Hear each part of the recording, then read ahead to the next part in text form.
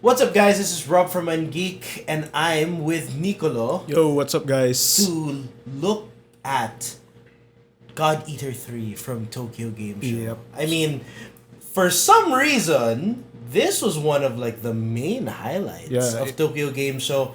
What used to be the huge Nergigante statue from Monster Hunter World now is replaced by this one huge ass monster from God Eater 3. Yeah, I wasn't there last TG, well, 2017, so was it that big as well? Right, it was. It literally, when I first saw it, I was like, it's a new Nergigante statue, but nope. It was a God Eater statue, and I was like, I'll be honest, I'm not quite as familiar with God Eater. Tell me what you know about the game. I think the hype is there for the game because God Eater 3 will be the first game that's developed primarily for home consoles and PC. God Eater 1 and God Eater 2 were made for the PSP and PS Vita respectively. While they did get remasters for home consoles, they were still primarily handheld games. Right.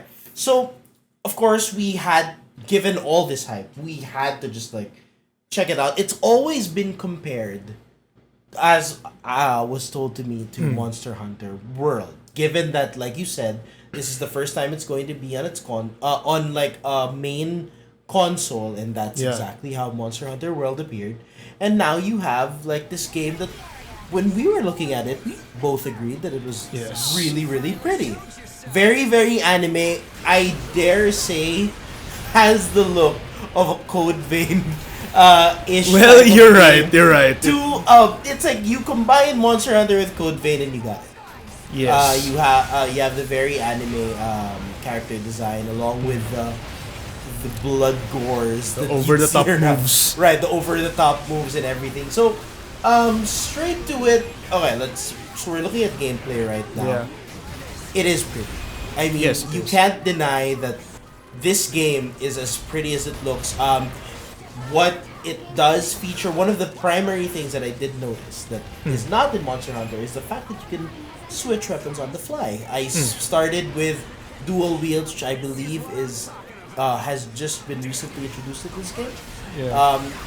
And it turned into spear, kind of like scythe kind of thing, very akin to what the Insect Glaive was. In Monster Hunter, you have a huge gun, and I believe you can even make this into a hammer and many, many more. And like you said, it's what you said, the movements are over the top. I mean, what do you think from your perspective? So, what I'm interested in are the three other characters that you were playing with. Were those people or were those AI?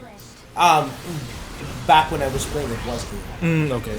The past God Eater games did feature AI companions if you're not in multiplayer. But if you're in multiplayer, well, it's basically like Monster Hunter. Okay.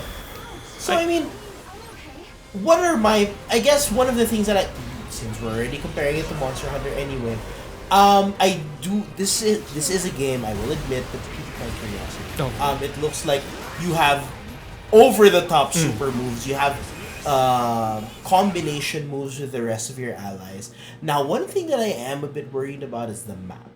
Yeah. It seems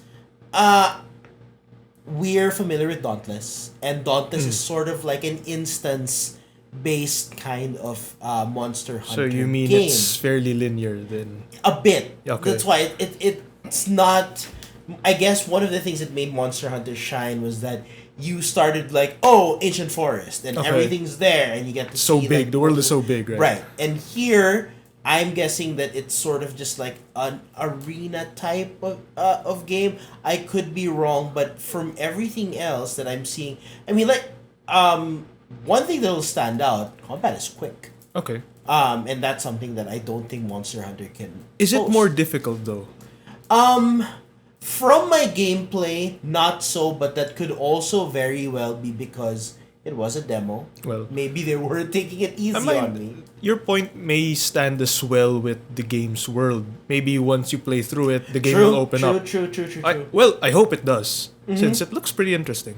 Right. So definitely for the people who are fans of I guess we can just call them Yeah. monster hunting games. Yes.